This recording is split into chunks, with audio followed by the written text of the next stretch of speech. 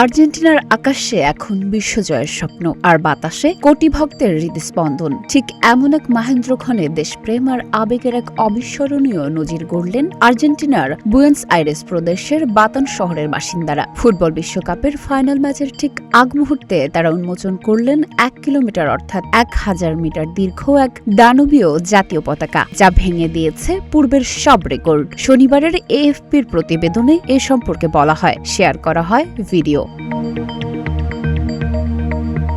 আকাশী সাদা রঙের সেই বিশাল কাপড়ের নিচে যখন গোটা শহরের হাজার হাজার মানুষ এসে হাত মেলালেন, তখন মনে হচ্ছিল যেন পুরো আর্জেন্টিনা এক হয়ে মিলেমিশে গেছে। এটি কেবল একটি কাপড়ের টুকরো ছিল না, এটি ছিল লক্ষ কোটি মানুষের আবেগ, কান্না, প্রার্থনা আর বিশ্বজয়ের অদম্য আকাঙ্ক্ষার এক জীবন্ত প্রতীক।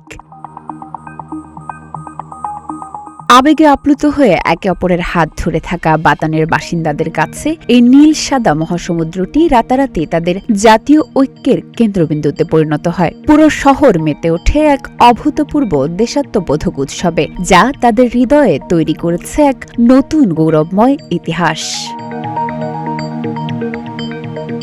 বিশ্বকাপের ফাইনালকে ঘিরে এই 1 কিলোমিটার লম্বা পতাকা কেবল বাতান শহরের একটি নতুন ল্যান্ডমার্কই হয়ে রইল না, বরং এটি প্রমাণ করল ফুটবল আর্জেন্টিনার কাছে কেবল একটি খেলা নয়, এটি তাদের অস্তিত্ব, তাদের ভালোবাসা আর তাদের বেঁচে থাকার একমাত্র স্পন্দন। ডেস্ক রিপোর্ট, প্রতিদিনের বাংলাদেশ।